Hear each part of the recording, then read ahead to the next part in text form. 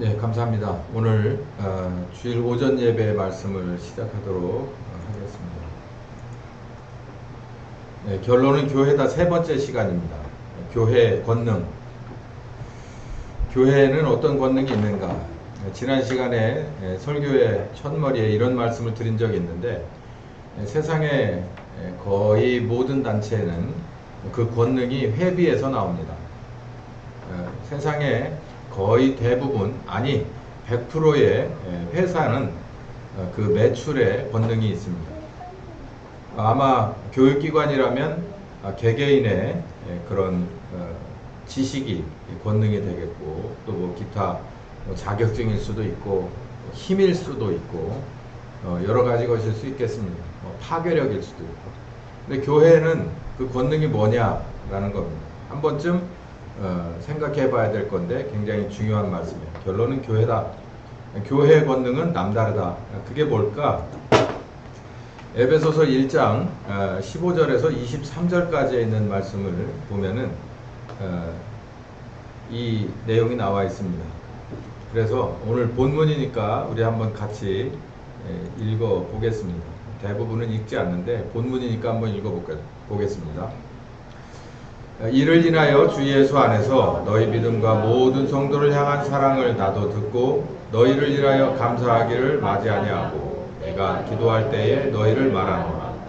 우리 주 예수 그리스도의 하나님 영광의 아버지께서 지혜와 계시의 정신을 너희에게 주사 하나님을 알게 하시고 마음의 눈을 밝히사 그의 부르심의 소망이 무엇이며 성도 안에서 그 기업의 영광의 풍성이 무엇이며 그의 힘의 강력으로 역사하심을 따라 믿는 우리에게 베푸신 능력의 지극히 크심이 어떤 것을 너희로 알게 하시기를 구하노라.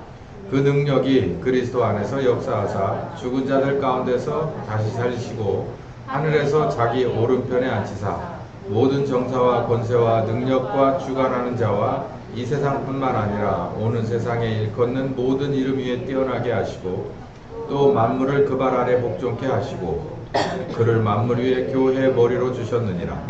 교회는 그의 몸이니 만물 안에서 만물을 충만케 하시는 자의 충만이니라. 교회의 권능은 무엇일까요? 오늘 이 본문을 보면 교회의 권능과 교회 안에 와 있는, 그러니까 뭐 교회는 이따 나중에 나오겠지만 머리 대신 예수님과 그리고 신자된 우리, 지체된 우리들을 다 포함하는 거고, 그 배후에 총괄하시는 아버지 하나님을 그리고 우리와 함께 하시는 성령 하나님을 다 하나로 교회로 볼 수 있습니다. 그러니까 하나님 나라의 그런 특정한 목적을 가지고 이 세상에 세워진 전초기지예요. 거기서 모든 것은 세 분 하나님이 다 하시는데 우리들이 거기에 초청을 받은 거예요. 지체로서 초청을 받았다라는 거예요. 그 얘기를 에베소 1장에 이제 쭉 하고 있는데 특별히 오늘 말씀 안에는 15절에서 23절 안에는 이 교회라고 하는 것, 아버지와 아들과 성령 하나님 그리고 지체된 우리들이 한 세트로 묶여있는 이 교회는 어떤 일을 하는 데고 또 어떤 권능을 가진 데고 또 그 가운데 어떤 복이 있는 데냐, 이제 이런 얘기입니다. 그래서 우리는 대한민국 국민들은 복을 엄청 좋아하기 때문에 복에 관한 얘기를 좀 먼저 할 텐데, 아까 여러분이 읽으신 대로 에베소 교회의 사람들에게 바울이 감옥에서 이른바 천기를 누설하는 거예요. 여러분 이런 수지 맞으셨습니다. 여러분 이런 횡재하셨습니다. 이 얘기를 먼저 하는데, 여러분이 얼마나 큰 수지를 맞고 얼마나 큰 횡재를 맞았는지를 알게 하려면 이건 조금 필요한 게 있는데, 그게 뭐냐면 하나님이 여러분의 마음의 눈도 밝혀주시고 지혜와 계시의 정신도 여러분에게 주셔야만 알 수 있습니다 라는 것이죠. 마치 이런 얘기하고 같습니다. 여러분은 수지 맞은 분입니다. 왜냐하면 우리는 한 시간 한순간도 1초도 호흡 없이는 살 수가 없는데, 호흡이 몸이 호흡하는 건 뭐 자기 몸이니 그렇다 치고 호흡을 해서 빨아들이는 게 없고 내뿜는 게 없다면 어떻게 해야 되겠어요? 아무 의미 없잖아요. 그런데 이 공기에다가 세금을 매기지는 않습니다. 가격을 내고 사서 마시라고 하는 건 아니잖아요. 그리고 웬만하면 우리는 뭐 물을 사 먹긴 하지만 물이 막 우리나라는 진짜 이 정도면 물 부족 국가 중에서는 굉장히 최상급입니다. 뭐 굉장히 중요한 것들이 우리에게는 대부분 공짜로 주어지는데 이걸 몰라요. 근데 언제 이걸 알게 되냐면 병원에 가서 누워보면 알게 됩니다. 호흡이 가빠서 여기다 뭔가를 갖다가 붙이고 뭐 기타 여러 가지 것을 해보면 정신을 차리는 거예요. 내가 얼마나 하나님의 은혜 가운데서 있는가, 얼마나 큰 복을 받았는가.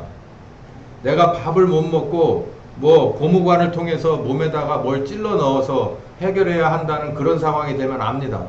내가 얼마나 정말 씹어 먹는 맛있는 이런 그런 좋은 기회를 갖고 사나를 아는 거예요. 내가 가다 넘어져 봐야 두 발로 걸어 다니는 게 얼마나 소중한지를 알게 되는 겁니다. 내가 차가 없어 봐야 알고 없어 봐야 아는 거예요. 그래서 40년 광야를 없어 봐야 하나님을 찾듯이 하나님이 진짜 어떤 분인가를 알듯이 그냥 가서 일만 하면 노예로서 일만 하면 모든 것을 채워주는 그런 애굽에서 끌어내서 하나님이 어떤 분인가를 저 밑바닥에서부터 완벽하게 새롭게 알려주기 위해서 40년 광야 생활을 시작한 것처럼 오늘 이 에베소서를 쓴 바울도 그렇게 얘기해요. 여러분은 지금 사실상 교회 안에 들어와 있지만 여러분은 얼마나 큰 복을 받은 사람인지 모릅니다. 아마 하나님이 여러분에게 특별한 지혜와 계시의 정신을 주셔야 할 겁니다. 그리고 여러분의 마음의 눈도 열려져야 할 것입니다. 라고 얘기하고 있습니다. 저도 여러분에게 보시는 바와 같이 저 프랭카드를 내건 지가 굉장히 오래됐고 저 설교를 처음 시작한 지가 수년이 됐습니다. 저도 여러분에게 제가 할 수 있는 언어로 비유할 수 있는 제 모든 것을 동원한 비유로 이 말씀을 다 알려드렸지만 이것에 대해서 정말 최소한 저만큼 실질적으로 아시려면 저에게도 지혜와 계시의 정신과 마음의 눈을 열어주셔서 보게 한 것처럼 여러분에게도 그런 방법밖에 없다는 결론에 그냥 저 말씀 하나 써놓고 늘 기도하는 것으로 하나님 앞에 맡기고 있습니다. 이 똑같은 중심이 감옥 속에 있는 이 바울의 중심이에요. 제가 이 글을 읽으면 이 편지를 읽으면서 바울의 중심을 아주 100% 공감할 수가 있었어요. 하나님이 지혜와 계시의 정신만 주고 마음의 눈을 열어준다면 그 어떤 사람도 교회라는 게 무엇이고 교회 안에서 어떤 권능과 어떤 큰 복이 있는지를 그리고 얼마나 거룩한 일을 해야 되는지를 알게 될 텐데 이제 그게 에베소 교회, 에베소 교회는 특별히 바울이 많이 사랑한 교회입니다. 최소한 3년 이상, 만 3년 이상을 정말 모든 것을 다 끄잡아 내주고 아깝지 않을 만큼 후회스럽지 않을 만큼 목회했던 곳이에요. 그곳에 있는 교회 사람들에게 편지를 쓰면서 다시 한번 그들의 신앙의 업그레이드를 요구를 하는 것이에요. 교회라는 거 여러분은 다 그것의 지체입니다. 근데 교회라는 게 진짜 뭔지는 정확히 알고 계십니까? 그러면서 이 편지를 감옥에서 정성껏 쓰고 있습니다. 저도 여러분에게 이 편지를 인용하면서 교회가 무엇인가? 결론은 교회인데 아무리 봐도 교회인데 제가 진짜 세상에서 싫어하는 게 교회고 두 번째로 싫어하는 게 목회였는데 결론은 교회고 결론은 하나님 뜻 따라서 그 일을 하는 것이다 라는 결론을 요즘 들어서 그렇게 심하게 내리면서 이 설교를 시리즈로 여러분에게 전해드리고 있습니다.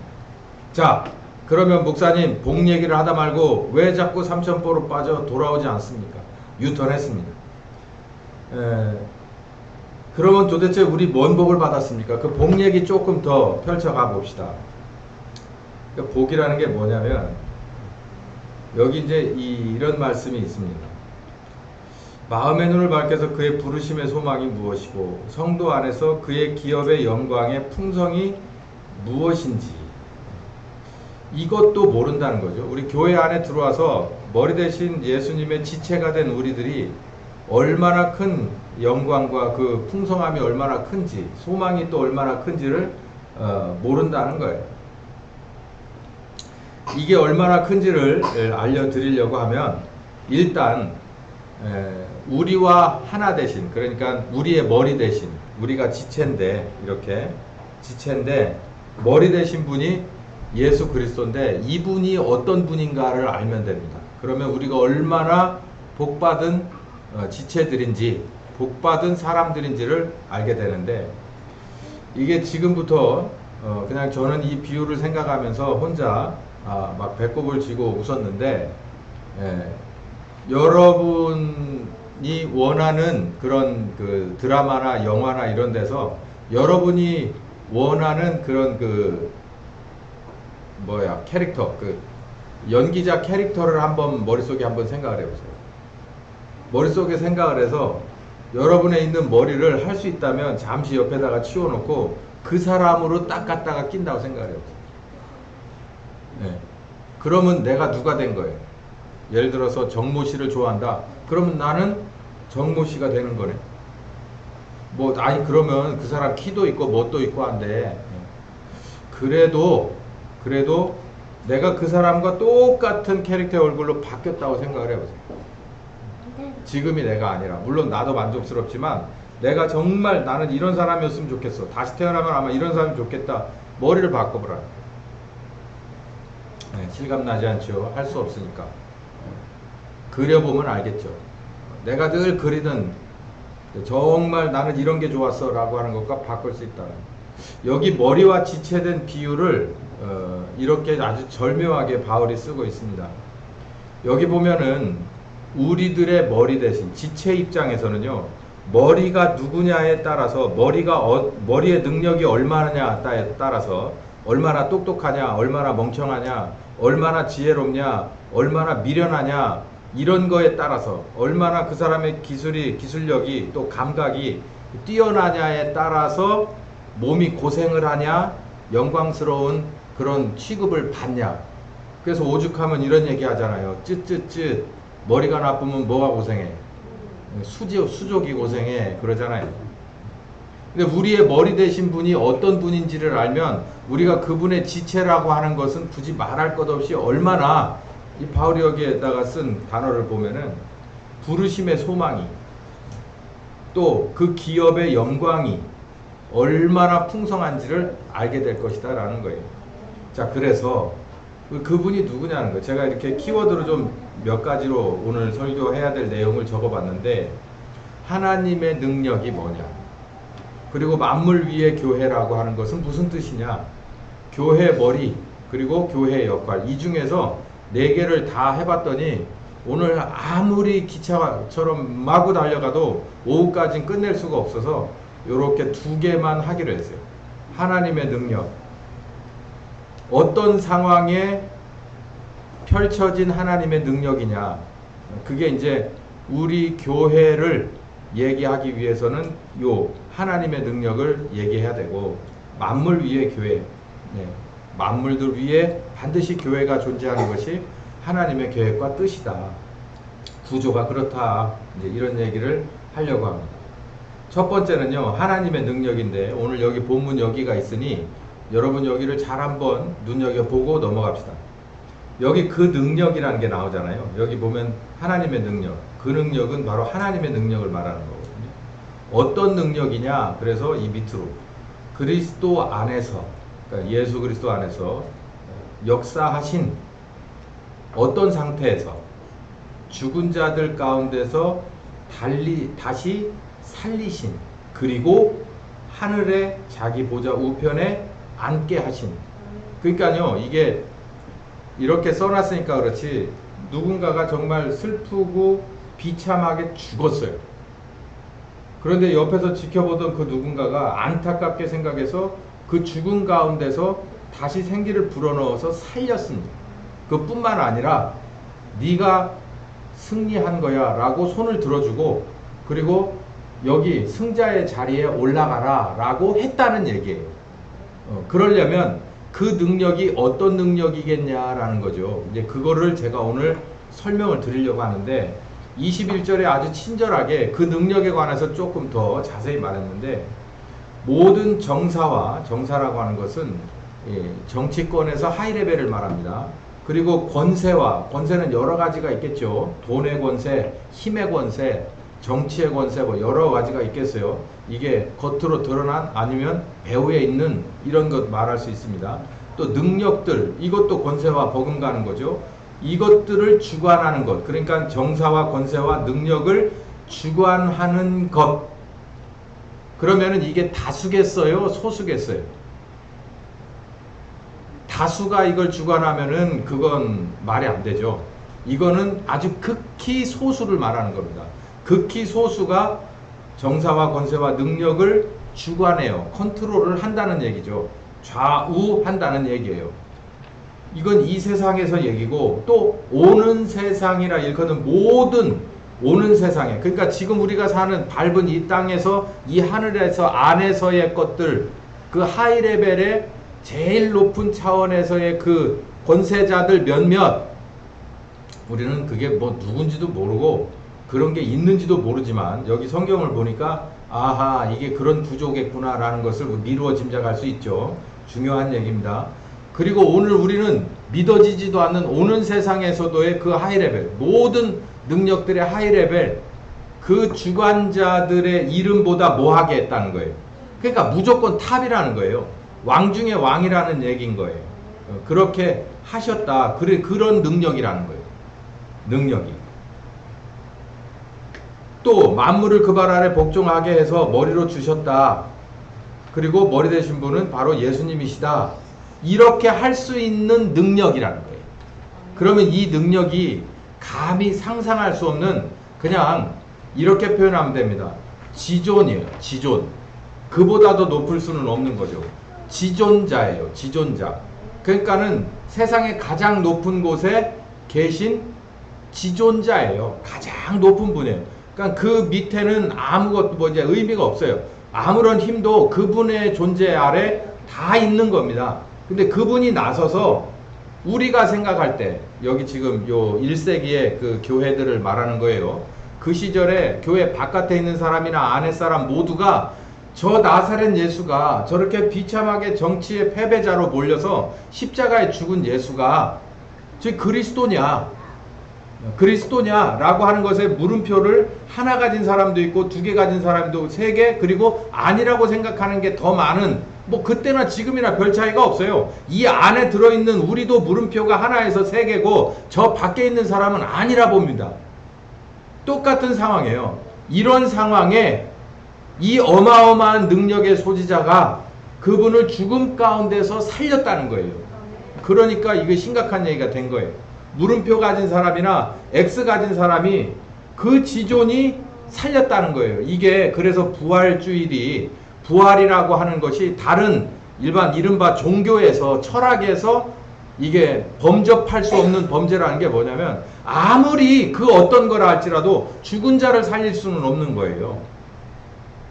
이 죽은 자를 살리는 이 능력 뿐만 아니라 이 모든 권세자들의 이름보다도 가장 높이 올려서 당신의 보좌 우편에, 그러니까 당신과 같은 레벨의 승자로 인정하셨다는 거죠. 그러니까 완전히 저 밑바닥 십자가에서 저 보좌 우편으로 가신, 그렇게 하시는 그 능력을 가지신 분, 그 능력이 어디에 있다는 거예요?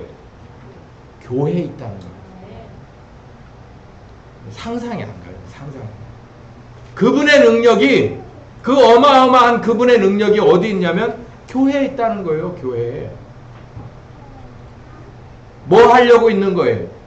잘못된 구조를 바로잡습니다. 그 잘못된 구조라는 게 뭐냐면, 여기 보면 만물 위의 교회라고 그랬거든요. 지금 만물 위의 교회입니까?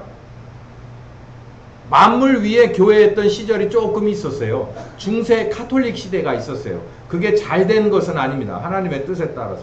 이 설교에 다 세부사항이 나오거든요. 그런데 지금은 어때요? 자유민주 공화국이 사실상 이 지구의 대세인 정치체제 아래서 대부분, 뭐 유럽은 졌다 치고 미국이나 한국에서 교회가 번성한 곳은 그 체제는 여긴데, 어떻습니까 여러분? 만물 위의 교회입니까? 저 그렇게 안 보입니다. 그 능력이 우리와 함께 하는데 왜 이 구조는 제대로 펼쳐지지 않을까요? 또 교회의 머리가 있어요. 만물 위의 교회고, 교회의 머리는 예수님인데, 어떤 예수님? 저 나사렛의 예수, 청년 예수 십자가에 죽어서 저 무덤에 그냥 들어가서 온갖 것들 다 지고 들어가서 온갖 비난을 받고 온갖 고난을 받고 저 무덤가에 들어가 있던 그 나사렛 예수, 그러나 다시 살으신 그 예수, 보좌 우편에 계신 예수, 그분의 이름으로 오신 성령님이 우리들의 머리가 되시는데 우리는 정말 만물 위의 교회 역할을 하고 있느냐, 만물에게 교회의 영향력을, 선한 영향력을 끼치고 있느냐라는 것이죠. 그런 것 같아 보이지 않습니다. 자, 일단 하나님의 능력을 좀 자세히 들어가 보죠. 그리스도 안에서 역사한 하나님의 능력. 이 그리스도는 나사렛 예수를 말하는데, 나사렛 예수는 십자가에 죽은 데서부터 시작합니다. 이 그리스도는 십자가에 죽는 데서부터 출발하는 거예요. 사도행전 2장 21절에서 22에서 24까지를 보면은 베드로의 첫 번 설교, 오순절 성령 오셔서 첫 번 설교에 아주 중요한 내용들이 많이 들어 있습니다. 여기 보면 제가 읽겠습니다. 이스라엘아, 내 말 좀 들어봐라. 너희도 알고 있는 바 아니냐? 하나님께서 나사렛 예수로 큰 권능과 기사와 표적을 너희 가운데 많이 베풀고 너희 앞에서 그를 증거하지 않았느냐? 이 얘기를 들을 때 그 듣는 청중들이 맞아, 공감할 수 있었어요. 왜냐하면 사복음서를 보면 이 말이 맞거든요. 하나님만이 드러낼 수 있는 표적이 나사렛 예수를 통해서 많이 드러나고, 그분의 입에서 나오는 얘기가 하나님의 나라의 얘기가 다 나왔었어요.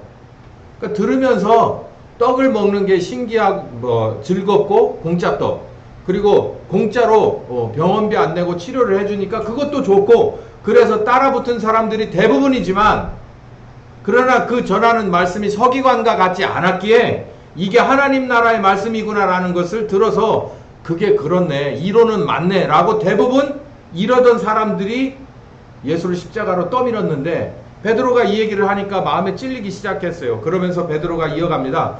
그가 하나님의 정하신 뜻과 미리 아신 대로 내어준 바 됐다. 사실은 너희들이 십자가로 밀었지만 하나님이 허락하지 않았으면 십자가로 갈 일이 아니다. 미리 정하신 뜻대로 그리스도의 길을 갔다.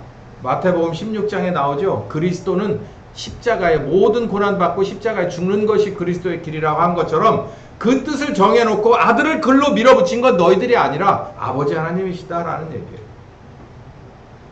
하나님께서 그 사망의 고통을 풀어서 살렸다. 자, 이거 희한하잖아요. 왜 십자가로 떠밀고 그 십자가를 왜 그렇게 고통스러운 곳에서 죽게 하고, 그럴 땐 언제고 또 다시 일으켜 세우는 건 또 뭐냐는 거예요. 여기 사도행전 2장은 이제 앞으로도 계속해서 인용될 것이 많기 때문에 결론은 뭐냐면 너희 때문에 그렇게 했다라는 얘기예요. 그러니까 이 뒤에 말씀은 뭐라고 나오냐면 내가 이 마음에 찔린 사람들이 많았다라고 얘기하고 있어요. 예, 하나님께서 이 사망의 고통을 풀어서 살렸다. 자, 아버지가 아들의 사망의 고통을 풀리고 살렸다. 이 사망의 고통이라는 것을 풀고 살리신 능력이다. 예, 하나님의 능력을 말하는데, 그리스도 안에서 역사한 하나님의 능력은 첫 번째로 사망의 고통을 풀고 살리신 능력이라는 거예요. 자, 여러분, 짧게 말씀드리고 갈게요. 우리는 모두 이 사망의 고통에 한 번씩은 들어가야 합니다. 이미 이 고통을 통과하고 하나님이 원하는 낙원에, 그리고 어쩌면 음부에 있는 게 우리 이 삶의 선배들일 거예요. 근데 누구든 이 사망의 고통 들어가야 되거든요. 이 사망의 고통 만만한 일이 아닙니다. 이 사망의 고통은 아마 고통 중에서 가장 큰 고통일 거예요. 이 가장 큰 고통의 끝에 사망이 있으니까 하나님의 아들이 이 사망의 고통을 걸어 통과하셨어요. 근데 이 사망의 고통 가운데서 그냥 나락으로 떨어져 버리고 끝난 게 아니라 여기서 그 고통을 풀고 살렸다라고 하는데 하나님의 능력이 있는 겁니다. 여러분, 우리는요, 저기 어떤 대기업의 회장이든 아니면은 어떤 정치인의 아들이든 본인이든 간에 누구든 이 사망의 고통 회피할 수 없습니다. 나사로도 그리고 부자도 사망의 고통을 통과했어요. 근데 문제는 이 고통을 풀어서 영광의 부활로 살려내는 능력이 누구에게 펼쳐지느냐가 중요한 건데, 이 하나님의 아들은 이 사망의 고통, 정말 모든 것을 짊어지고 추악한 죄를 다 짊어지고 십자가에 죽으셨던 그 고통은 아버지가 그거를 살려놨다는 거예요. 여러분, 우리는 어떻게 합니까? 우리 죄인인데 죽으면 어떻게 할까요? 그 사망의 고통 풀으면 더 큰 사망이 기다리고 있어요. 두 번째 사망은 죽을 수도 없어요. 끝이 없는 사망의 두려움과, 사망은 사실 고통보다도 두려움일 거예요. 사람은 두려우면 살 빠져요. 다이어트, 두려우면 살 빠집니다. 오늘부터 두려운 일이 생기면 다이어트 들어가는 거예요. 진짜 다이어트 막 쭉쭉 빠져, 쭉쭉 빠져. 사망의 고통은 아마 두려움일 거예요. 그 두려움에서 두 배가 되는 것은 뭘까요? 이 두려움에 끝이 없다는 거죠. 그게 바로 두 번째 사망이에요. 그런데 이 아들의 고통을, 이 사망의 고통을 풀어 살리신 능력이 그 아들의 십자가에 우리를 대신한 죽음과 그 고통 중에서 그 혜택이 누구에게? 그 아들은 본인에게, 그리고 믿고 따라가는 아버지 뜻대로 새롭게 창조된 우리에게 펼쳐진다는 거예요. 그게 어디에서 있다는 겁니까? 교회에서 있다는 거예요. 두 번째는 히브리서 7장 11절에서 17절인데 멜기세덱의 계열의 제사장이 됐다는 거예요. 이 멜기세덱의 계열의 제사장이라는 건 이런 요즘으로 말하면 이 별종을 말해요. 특별한 종류. 제사장은 제사장인데 그냥 쭉 제사장 되는 사람들이 있어요. 그러니까 뭐 예를 들어서 요즘은 뭐 대부분 바뀌어 버렸지만 사법고시를 본다 칩시다. 그러면 서울에 있는 큰 세계 뭐 아니면 지방에 있는 좋은 몇몇 대에서 대부분 수재들이 좋은 고등학교 나와서 좋은 대학에 간 사람들이 거기서 뭐 재학 중이나 아니면 졸업하고 아니면 1, 2년 재수해가지고 대부분 사법고시를 패스하죠. 근데 가끔 뉴스에 나오고 그 연수원에서 전설로 통하는 사람들이 꽤 있어요. 그 중에 하나가 뭐냐면은 고등학교 나오고 사법고시를 보는 사람. 있죠? 있지 않습니까? 아니면 검정고시 보고서 사법고시까지 가는 사람. 특별한 사람들이죠. 특별한 사람. 이 멜기세덱의 제사장은 그런 특별한 종류의 제사장을 말합니다. 대부분의 사람들은 세습이에요. 우리 아버지, 할아버지가 제사장이었으면 나도 그냥 거기에 들어가는 겁니다. 그냥 그렇게 들어가서 거기서 그냥 이게 내 가업이에요. 그냥 가업을 따라서 이렇게 쭉 가는 거예요. 그러니까 할아버지가 한테서 내가 배우고 아버지한테서 본격적으로 배워서 내가 내 차례가 되면 내가 성전 안에 들어가서 주어진 일을 하는 거예요. 이게 대부분의 제사장 계열에서 하는 일입니다. 그런데 이 멜기세덱의 제사장은 뜬금없이 어디서 쑥 하고 나타났는데 그 출신이 어딘지를 몰라. 근데 이게 이 제사장이 이 세습된 제사장보다도 이 멜기세덱의 제사장이 제사장의 역할은 하나님과 사람을 연결시키는 일을 하거든요. 이 멜기세덱이라고 하는 사람 앞에 가서 하나님 앞에 자기가 기도하고 속죄하고 하나님 앞에 언약하고 하나님 앞에 화목할 때 멜기세덱의 제사장 앞에 가서 하면은 100%예요. 그냥 순식간에 100% 응답받는 거예요. 이 멜기세덱이라는 사람이 그런 전설 속에, 뭐 굳이 말하자면 전설 속의 제사장이에요. 그런 사람이 없다. 이렇게. 이런 아주 대단한 제사장이다. 정말 그 시작이 어딘지 그리고 그 끝이 어딘지 그냥 뜬금없이 그렇게 나와서 이런 전설 속의 제사장, 이 멜기세덱이라고 하는 그 제사장이 요 이름이 이스라엘 사람들에게는 이 당시에 머릿속에 늘 있었던 거죠. 그런데 예수님이 바로 그런 제사장이다. 멜기세덱의 후예다. 하나님과 우리를 연결하는 멜기세덱의 아주 특별한 종류의 제사장이시다라고 이제 히브리서를 쓴 사람이 비유를 해서 쓴 겁니다. 어떤 제사장이냐면 여기 보면 15절 읽어봅시다. 시작. 멜기세덱과 같은 별다른 제사장이 일어난 것을 보니 더욱 분명하다. 그는 육체에 상관된 계명의 법을 좇지 않고 오직 무궁한 생명의 능력을 좇아낸 것이니 영원히 멜기세덱의 반차를 좇는 제사장이라 하였다라고 얘기를 해요. 자, 이게 무슨 말이냐면은 육체의 계명이라고 하는 것은 뭐냐면 여 위에도 나오듯이 레위 계통의 제사 직분은 하나님이 명했어요. 레위 네 제사장 너에게 제사장을 맡기니까 앞으로 네 후손들은 다 이스라엘의 12지파 가운데서 성별해서 이 제사장 노릇을 하면서 여 안에서 기업을 얻고 밥 먹고 살아라. 그래서 제사장 직분이라고 하는 직을 아예 하나님이 내려준 천직이 돼버렸어요. 그런데 여기 보면 그게 바로 육체에 상관된 계명이라는 거예요. 하나님이 네가 해 라고 해서 전매특권을 준 거죠. 그런데 그렇게가 아니라 무궁한 생명의 능력으로 쫓아서 됐다는 거예요. 이건 무슨 얘기냐면 이 육체에 상관된 계명의 법을 쫓는 사람에게는 이게 없다는 얘기예요. 이게 무궁한 생명의 능력이 없다는 얘기예요. 그러니까 하나님이 네가 해라 라고 위임을 해주기는 했지만, 이제 더 나가면 얘기가 되겠지만, 이 사람들이 하는 일은 그냥 모양만 내는 일이에요. 하나님 앞에 제사 드리는 모양만 내는 일이래. 실질적으로 바뀌는 게 없어. 봐요. 여러분, 전기가 지금 오늘 5층에 올라가면 한쪽 줄이 안 들어오거든요. 그게 비가 오면 거기가 누전돼 가지고 한쪽 줄이 이렇게 끊겨요. 그게 왜 그럴까요? 전기가 여기서 오는 전기가 있고 여기서 받아 이제 전등으로 들어가야 하는데 이 중간 어딘가가 뭐가 된 거예요? 끊어진 거예요. 그러니까 끊어진 채예요. 근데 겉으로 보면 뭐가 뭐 된 것 같아요? 연결은 돼 있잖아. 뭘로?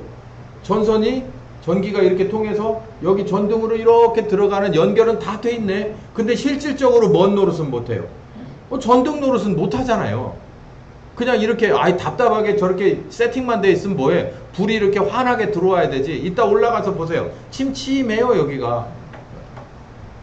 그 뭔가 이게 제대로 뭔가 있기는 한데 노릇은 못하는 거예요. 그게 바로 이때에 있는 제사장들이라는 거예요. 제사장이면 하나님과 사람을 연결해 주어서 하나님이 전기의 그런 원천 같다면 여기 전등과 같은 게 우리 모두 한 사람 한 사람이라면 제사장이 이렇게 연결을 시켜주면 하나님의 능력이 한 사람 한 사람들에게 펼쳐져 나가야 될 거 아니에요. 그 거룩한 능력이 제사장이 그 일을 하는 건데 여기 보니까 제대로 안 되고 있어요.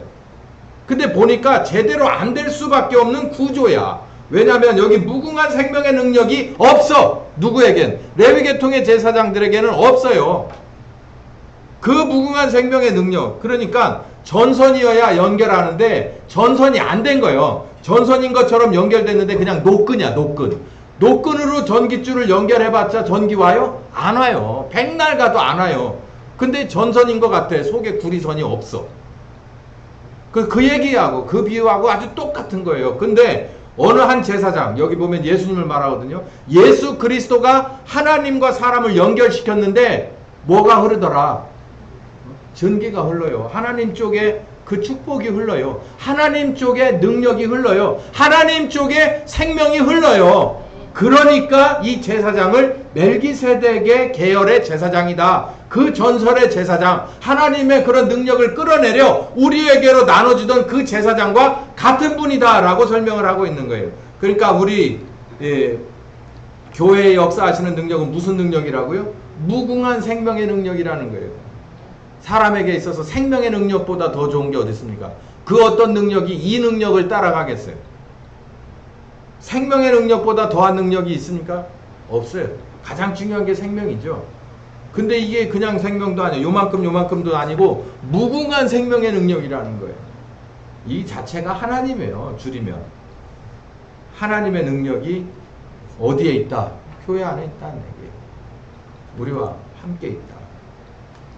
히브리서 5장 5절부터 10절 보면 구원의 근원이시다라는 얘기가 있어요. 히브리서는 전반부는 주로 예수 그리스도를 설명을 하는 거예요. 자, 여기 보면 8절부터 읽어봅시다. 시작. 그가 아들이시라도 받으신 고난으로 순종을 배워서 온전하게 되었습니다. 자기를 순종하는 모든 자에게 영원한 구원의 근원이 되셨습니다. 제사장들은 그 당시에 레위계 계열의 제사장들은 순종을 안 했을까요? 순종을 했어요. 왜 순종 다 합니다. 왜 순종을 안 해요? 다 하죠. 하란 대로 제사장이 해야 될 거 몇 월 며칠 날 몇 시부터 몇 시까지 뭘 하고 다 합니다. 네. 근데 여기서 보면 특별한 거 한 가지를 넣었어요. 무엇을 순종하였다는 거예요? 고난을 순종했다는 거예요. 고난을.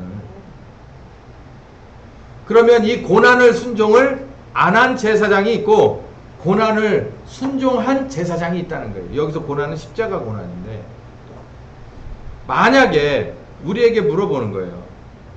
십자가를 질 수 있겠냐? 내가 너와 함께 십자가 질 곳으로 가고 싶은데 너는 나와 함께 십자가를 질 생각이 있냐? 아니요, 저는 부활하고 싶은 생각은 있지 십자가 지고 싶은 생각은 없습니다. 우리는 대부분 본능적으로 그렇게 생각해요. 아니, 저는 하나님의 무궁한 생명의 능력이 필요해요. 저는 그 능력을 좀 주셨으면 해서 교회에 왔습니다. 그대로 받을 거예요. 하나님은 이 불쌍히 여기시는 분이라서 예수님이 와서 보여주셨잖아요. 이렇게 좀 살려주세요 라고 나오는 사람들을 다 살려줍니다. 예. 다 살려주는데 문제는 뭐냐면, 뭐는 못 되냐면, 여기 보듯이 제사장은 될 수 없어요. 제사장. 하나님과 사람을 연결시켜주는 제사장은 될 수 없어요. 성령께서, 오순절 성령께서 오셔서 당신이 원하시는 일을, 생명을 구원하는 일을, 그리고 추수하는 일을 하는데 따라갈 수는 없어요. 왜냐하면 고난을 순종할 줄 모르니까.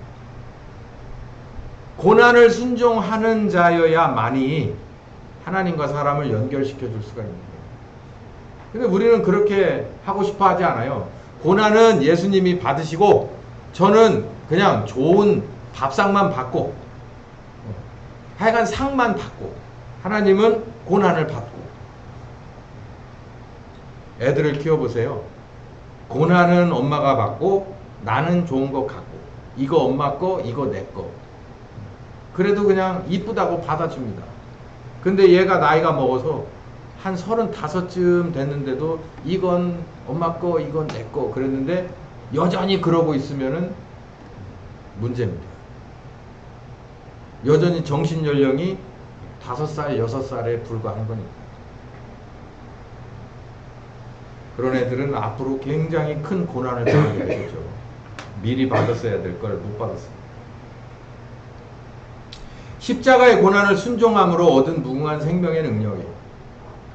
우리는 교회라고 하면 처음에 들어올 때 뭔가가 필요해서 들어옵니다.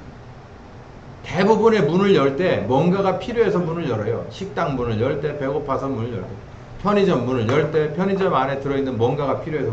교회 문을 열 때는 교회 안에서 뭔가가 필요한데 교회 안에 들어가면 뭐가 있나 하는 거죠. 그래서 교회 사람들이 잘 안 와요. 편의점은 뭐가 들어있는지를 알고 홈플러스는 뭐가 들어있는지를 알아요. 그리고 내 필요하고 이게 딱 맞는 데가 있거든. 근데 교회는 나하고 필요한 게 없을 때는요, 들어왔다가도 한번 이렇게 돌아보고 나갑니다. 그래서 교회는 아주 다른 문을 열어서 해결 못하는 것이 여기에 있겠구나, 여기 혹시 있을라나 하고 해야 들어오는 데지, 그렇지 않고 이렇게 아이쇼핑도 할 필요도 없어요. 사실은 먹히지도 않는 세대고. 그런데 더 나아가서 십자가의 고난을 순종? 뭐 이런 거? 십자가의 고난을 순종하여 대제사장 되신 예수님, 아이고 예수님 대단하시지. 당신도 그렇게 해보실 생각 없으세요? 그렇게 하라고 하셨는데, 그러면은 그냥 딱 입을 다물.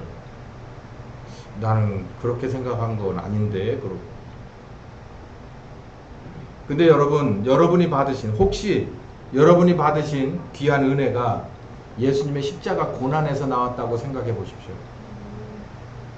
우리 언제까지 그 고난 좀 짜내달라고, 그 아픈 고통과 그 십자가의 고난으로 말미암은 그 나에게 달콤하고 나에게 생명력인 그 능력을 언제까지 쪽쪽 짜주세요.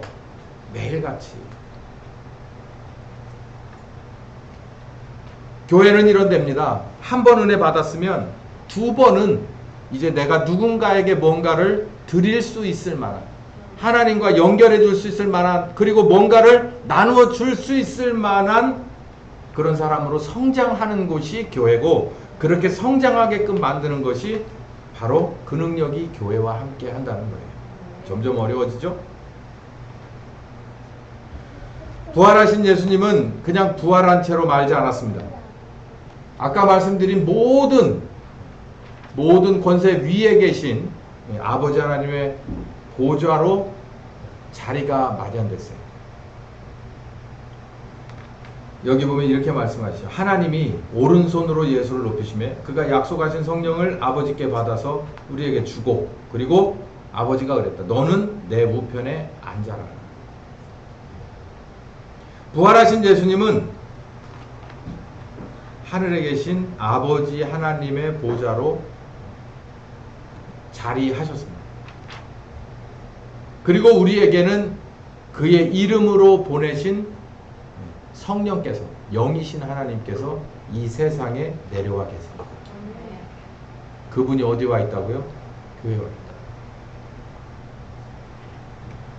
이게 이제 이렇게 하니까 부활하신 예수님은 아버지 하나님 편에서 이제 이렇게 내려다보고 있는 거예요. 근데 그분의 영으로서 우리에게 오셨다. 그러면 그분이 보내신 영이신 하나님은 어떤 능력의 소유자겠느냐? 어마어마한 능력의 소유자죠. 아까 얘기했잖아요. 무궁한 생명의 능력, 고난을 순종한 능력, 이 모든 능력이 그 성령님에게 다 주어져서 누구에게 와 있냐면 교회에 와 있다. 그분이 우리 머리다.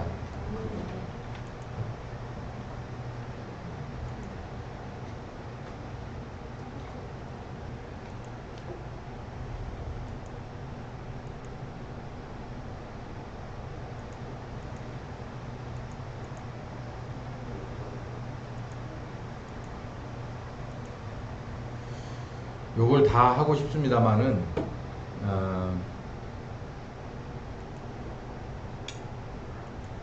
오늘 오전 예배 말씀을 제가 좀 정리하면서 마무리를 져야 될 것 같아요. 더 깊이 들어가는 것도 필요하지만 이 정도만 해도 될 것 같습니다. 교회 안에는 하나님의 능력이 있어요. 어떤 능력이냐면 사망의 고통을 풀고 살리신 능력이에요. 그러니까 사망의 고통에 버금가는 고통을 가지고 있는 여러분이 계시다면 잘 오셨습니다. 그 능력이 어디 있느냐면 여기 계세요. 그러니까 정말 내가 너무 나는 이거 사망의 고통이야 라고 할 만큼, 그리고 우리가 삶을 살다 보면 그 어느 순간에 하나님이 부르실 때 이제 사망을 통해서 걸어가거든요. 그때도 우리가 기억해야 될 그 능력 가운데 사망의 고통을 풀고 살리시는 능력이 누구에게 있다? 하나님 편에 있고, 그리고 우리가 몸담고 있는, 우리가 지체는 바로 이 교회 안에 있다는 것을 명심하시기 바랍니다. 그러면은 힘이 되죠. 힘이 되죠. 그 능력을 가지신 분이 우리와 함께 계시다. 나는 그분의 지체다 라고 하면 그분에게 나는 얼마든지 기도하고 얼마든지 매달릴 수 있다는 거고, 그분께서는 내게 이 사망의 고통을 풀어서 나를 살려줄 거라는 거예요. 이거는 뭐 신앙이 1등급이든 2등급이든 최고 등급이든 아무 상관없어요. 이거는 공통된 그 능력입니다.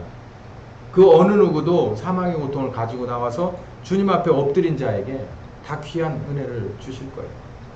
두 번째, 무궁한 생명의 능력을 소유하셨는데, 사망에서 살리시는 무궁한 능력을 소유하셨는데, 그것은 무엇을 통해서 얻으셨다? 고난을 통해서 얻으셨다. 그렇기 때문에 우리의 고난이 뭔지를 안다는 거죠. 고난을 통해서 거기서부터 얻은 능력이기 때문에 우리의 고난을 누구보다도 잘 알고 계신다.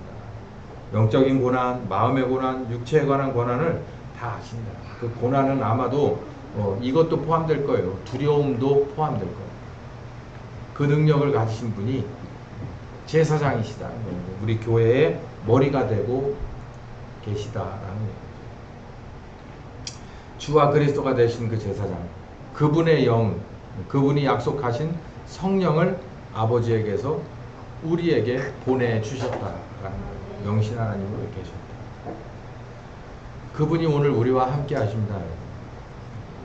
우리는 이제 그냥 고아와 과부처럼, 여기 성경의 비유에 말하자면 고아와 과부처럼 그냥 우리끼리 여기서 그냥 우물딱주물딱 하는 게 아니에요.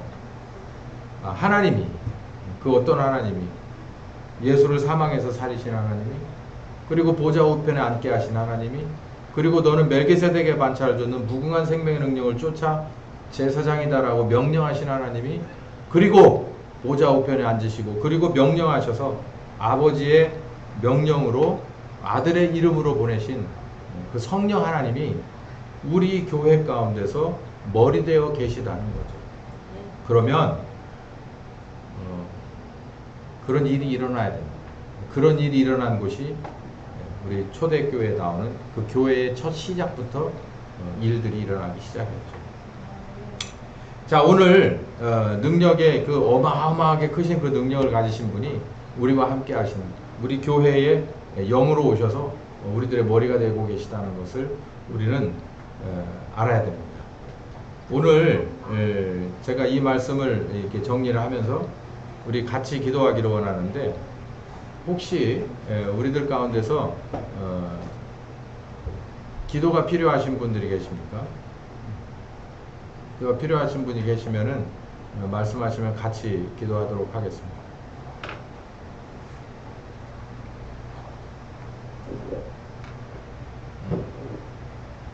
예, 우리 다 같이 기도하길 바라는데, 저희 어머니이기도 한 우리 최현식 권사님이 이렇게 연로하시기도 하고 또 이렇게 살짝 다치셨어요. 이렇게 가슴이 조금 이렇게 어디 부딪혀서 좀 다치셨는데, 그 뒤로 이제 여러 가지 것들이, 이제 체력도 저하되고 이제 기타 등등 많은 것들이 이제 붉어져서 올라오고 있습니다. 그래서 지금 며칠째 고생하고 계신데요. 위에서 오늘 같이 기도하길 바랍니다. 기도하길 바라는데, 이제 이렇게 기도했으면 좋겠습니다. 하나님, 여기 보니까 이 말씀 가운데서 오늘 이 말씀이 제게 참 소중한데, 사망의 고통을 풀고 살리신 능력이에요. 사람이 이 아픈 것도 내게 있어서는 굉장히 큰 고통이지만, 두려움이라고 하는 것이 그것보다도 어쩌면 더 큽니다. 안다는 것은 내게 있어서 야, 이거 내가 이렇게 해서 뚫고 가면 된다라고 하는 거라서 확신이 생기고 용기가 생기지만, 이게 뭐냐라고 하는, 정말 앞이 캄캄해서 아무것도 보이지 못한다면 그건 두려움인데, 그 두려움은 우리에게 있어서 굉장히 큰 고통이에요. 말씀을 우리가 보고 그리고 말씀을 감각하면서 앞을 보면서 가는 것도 중요합니다. 그런데 그것과 상응하게 더 중요한 것은 내게 실상으로 이런 들었던 말씀이 내게 피가 되고 살이 되는 경험이에요. 그래서 그 경험 하나를 가지고 믿음으로 꿋꿋하게 좌우로 치우치지 않고 뚫어내는 것이 우리에게 꼭 필요한 것입니다. 그래서 오늘은 기도할 때 사망의 고통을 풀으신 능력이 우리 교회 가운데 계시니 귀한 은혜를 주시옵기를 바랍니다. 첫 번째로는 가르쳐 주신 귀한 말씀이 내게 살과 피가 되어서 내 삶 속에서 끝까지 예수님의 그런 신앙이, 그리고 믿음이 좌우로 치우쳐지지 않고 하나님이 부르신 그 마지막을 향해서 정말 끝까지 순조롭게 잘 달려가기를 원합니다.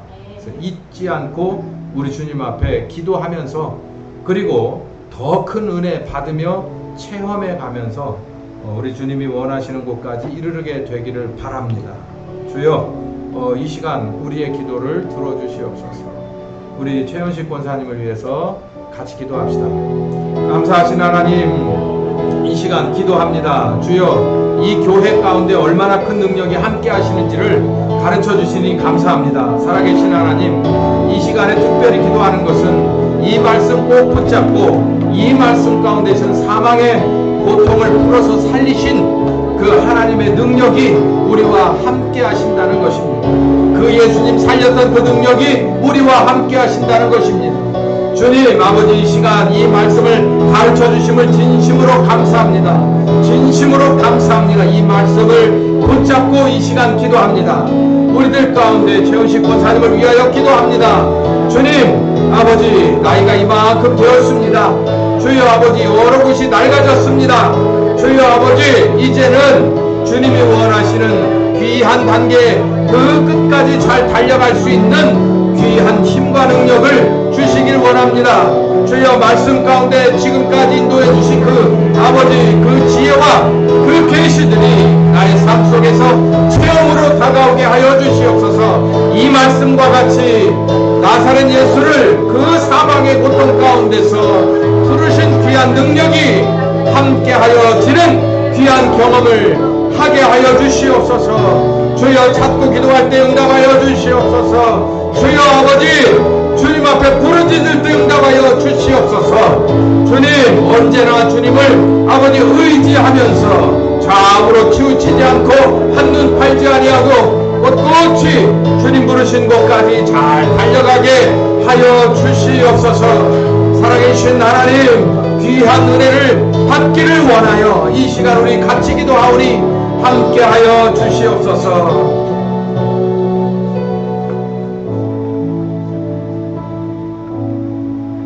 교회 머리 되신 예수님이 어떤 능력을 받으셨으며 어떤 직책과 그 직책을 무엇 하시는 것인지, 그리고 그의 이름으로 보내심을 받은 성령님이 우리의 머리가 되신다는 것을 가르쳐 주셨습니다. 우린 지금까지 교회라는 것이 무엇인지를 조금밖에 알지 못하는 것을 고백할 수밖에 없습니다. 우리 가운데 이런 능력, 대단한 능력을, 그 어마어마한 지존의 능력을 받으신 분이 정말 특별한 목적을 가지고 우리를 부르셨고 우리를 지체 삼아 머리가 되어 좌정하시니 우리가 치우치지 않게 될 것입니다. 주님, 이 귀한 말씀을 꼭 잊어버리지 않게 하여 주시옵시고 삶 속에서 경험하는 우리들이 되게 하여 주시옵소서. 이 교회에서 우리 주님 앞에 드리는 기도와 그리고 헌신들이 다 응답되는 귀한 결과가 있어질 줄을 믿습니다. 지금은 우리 주 예수 그리스도의 은혜와 아버지 하나님 극진하신 사랑하심과 성령님의 교통하시는 역사가 이제는 정말로 우리들의 머리 되신 주님이 이런 분이셨구나 라는 것을 다시 알고 정말 귀한 믿음으로 결단으로 헌신으로 따르기 작정하는 한 심령과 가정과 교회 위에 함께 하시기를 예수님의 이름으로 축원하옵나이다. 아멘.